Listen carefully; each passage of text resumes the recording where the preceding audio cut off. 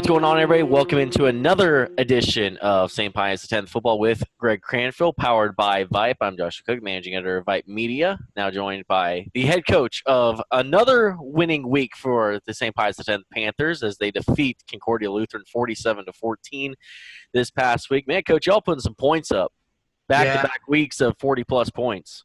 Yeah, I think what's crazy about it is understanding that it's probably how well we're playing defensively right now that's allowing us to do the things that we want to do offensively. But it was a great team win. A lot of great things happened on Friday. I'm happy. So.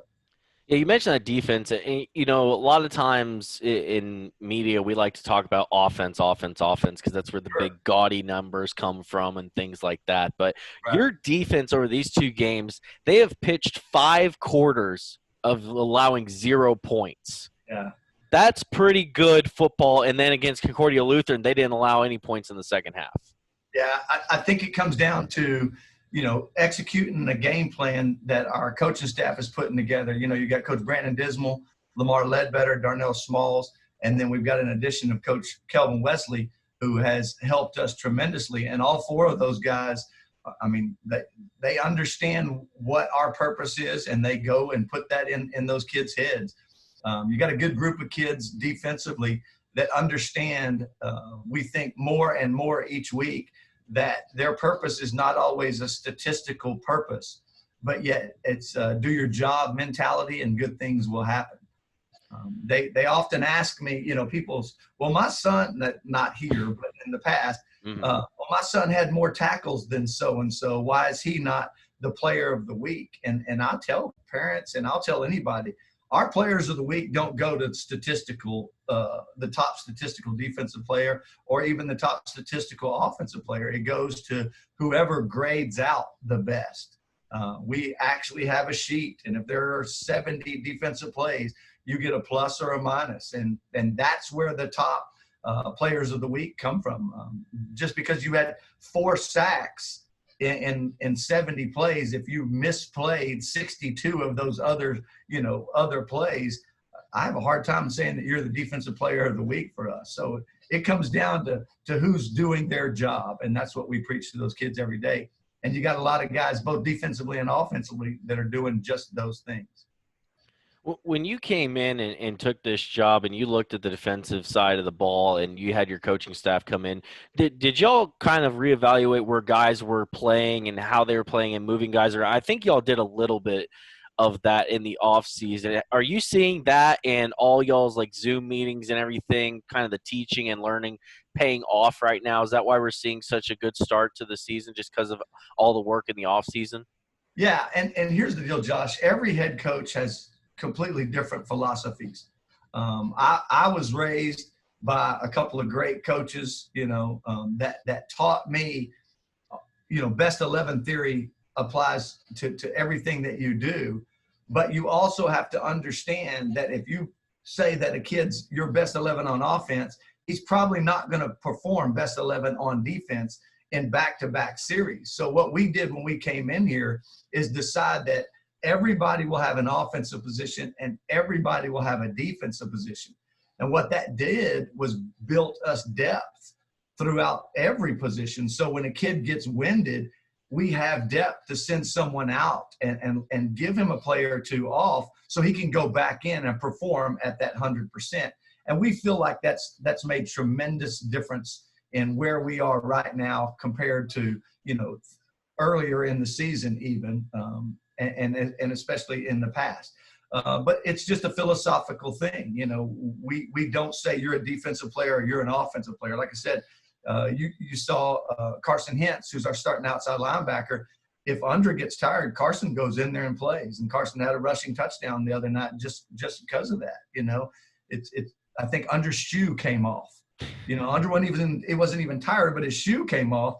And Carson was like, heck yeah, man, you shouldn't have let your shoe come off on the 6-yard line because I'm coming in and he put that thing in the end zone. But that's when, most other situations you have to go to someone that may not be as talented. But when, like I said, when Andra comes out, we can jump Carson in there and keep clicking on all cylinders.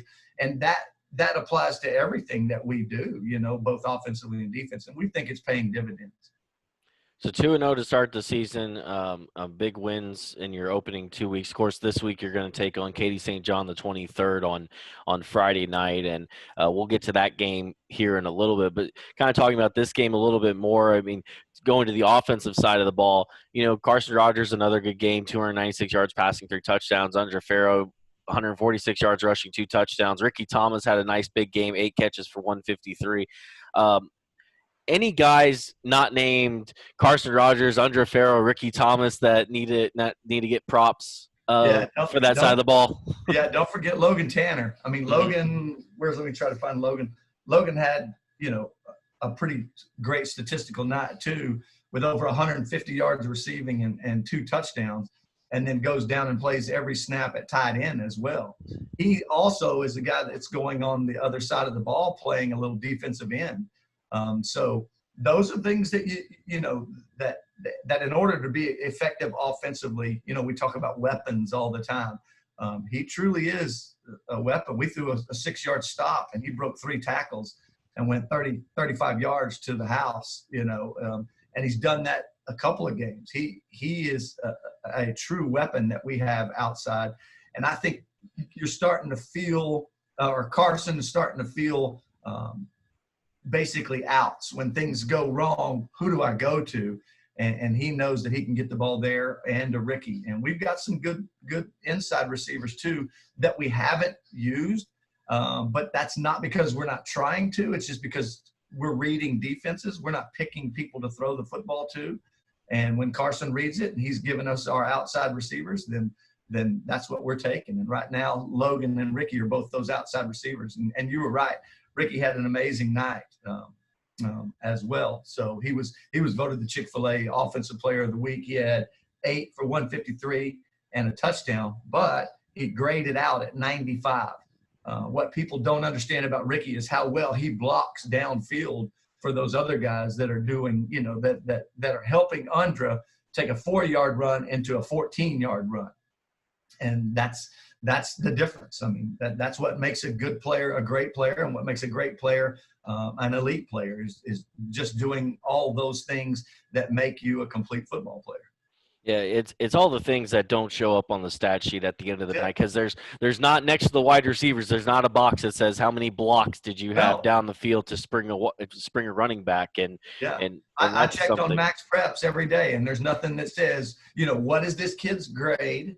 And what is how many blocks? It's I guess it's just assumed that they would do it. But I mean, if you've been around this sport long enough to know that it's not the norm. So when you get a wide receiver grading out at 95%, that's pretty special, So we're very pleased with that.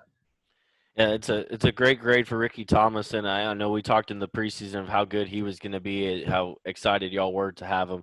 As y'all get ready for Katy St. John the 23rd, when you look back at these last 2 wins, and you've mentioned this before, you talk to these guys, hey, I'm not being hard on you or anything like that. I'm just pointing out the things that we need to improve on. What have you seen over the last 2 games that you can kind of point out and say, hey, if we do this a little different here, this a little different here, it'll go better for us? Yeah, I think a lot of it comes down to special teams, and we spend a tremendous amount of time on special teams.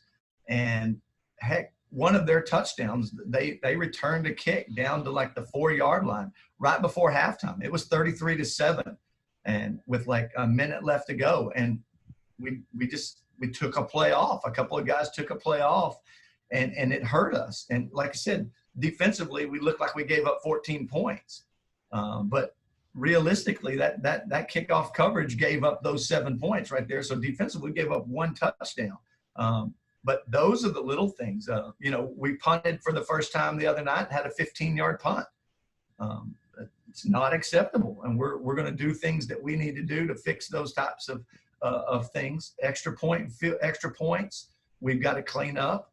We've got a couple of guys that are still going through the motions as opposed to playing that play just as if it were the most important play in the books. And that's a mentality thing, and that's on me to get them convinced that they think the same way I do when it comes to it, And there's a couple of drills that we have, none that they'll like, that will make them understand how important these special teams drills are, you know.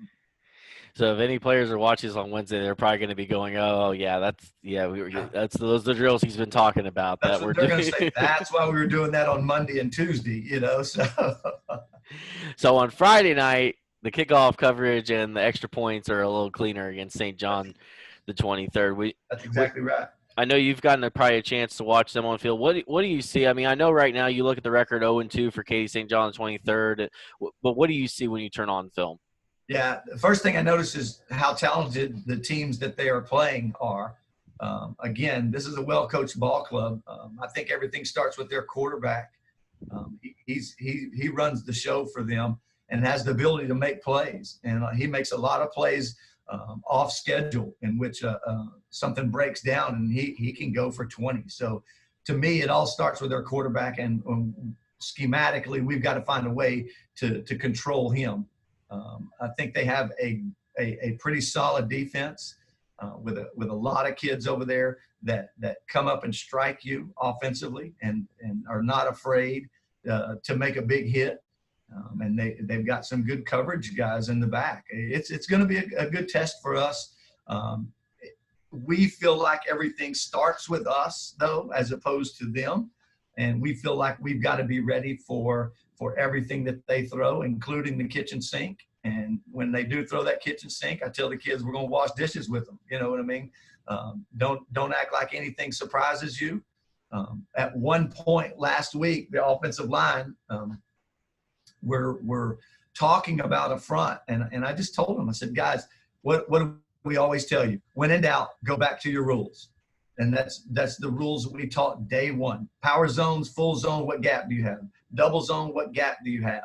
And then just go back. So it doesn't matter how people line up as long as you're a rule-based team, and that's what we are. So we feel confident going into the game trying to build ourselves up, and then whatever St. John the 23rd puts in front of us, we want to feel like we can block it. So. And this is I believe first road game for y'all this season. Y'all have been home for the first two games.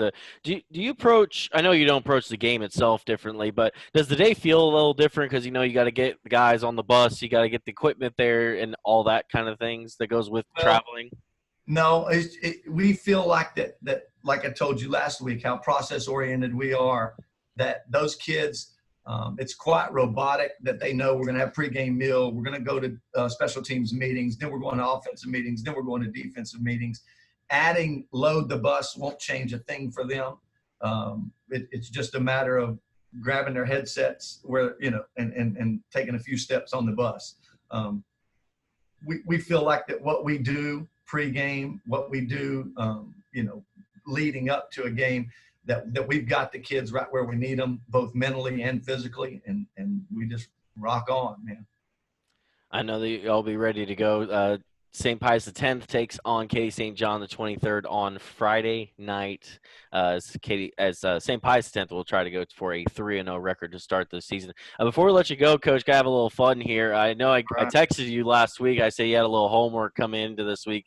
So, of course, before this, you were at Wills Point High School in Wills Point, Texas. I've never been there, so I don't know the restaurant or barbecue status of that town. I'm sure there's probably some good place there. But living here in Houston, we've got a lot of really good restaurant places, especially barbecue places. Have you gotten a chance since you moved here? I know it's different because it's the pandemic and everything like that, but have you gotten a chance to kind of taste some of the local favorite places that are listed by Texas Monthly and other publications? Yeah, absolutely. I mean, I get word from my staff, and that's where I end up going.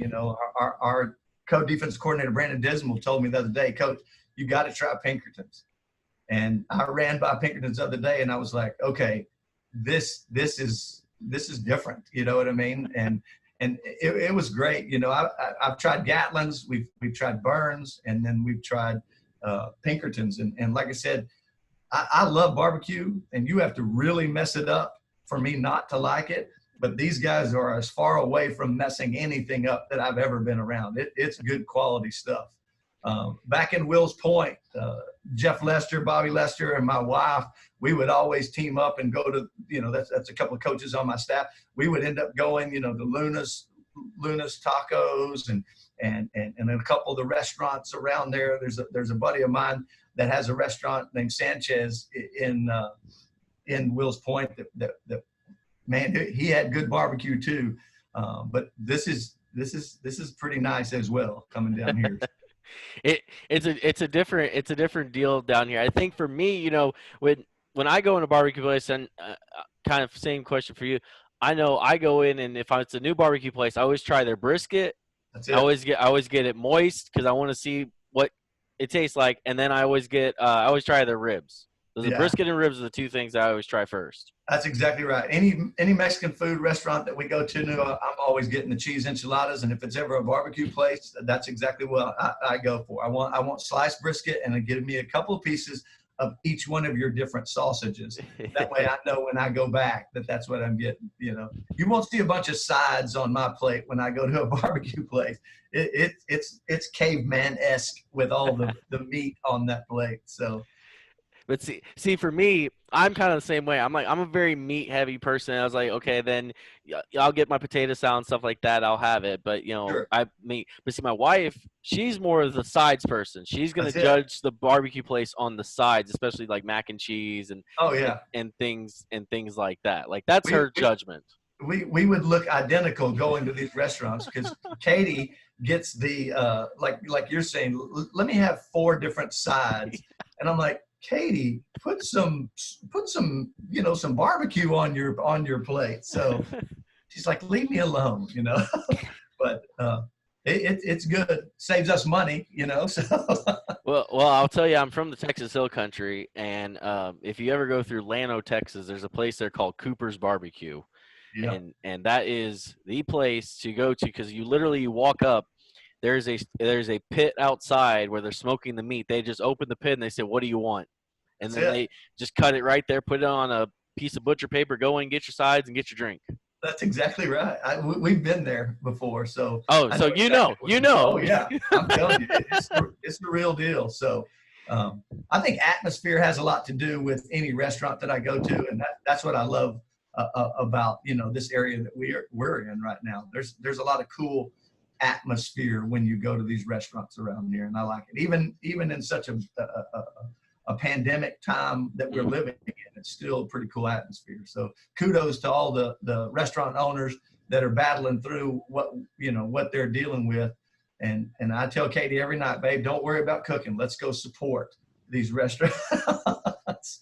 And so that's what we do. So yeah, especially I enjoy the chain restaurants like anybody does, but especially these local mom and pop restaurants that are locally community based. Go out and support those.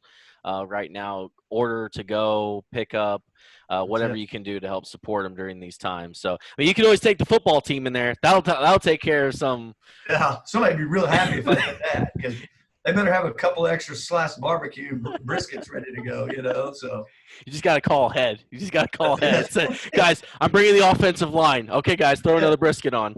That's it, man, because they'll eat it.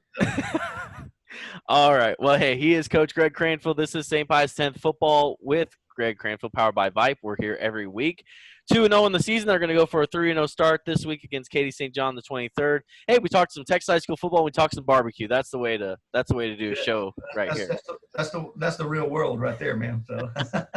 All right. Well, we appreciate the time, Coach. We will talk to you next week. As always, best of luck this week as your guys will take on Katy St. John the 23rd. Thanks, brother. Go Panthers.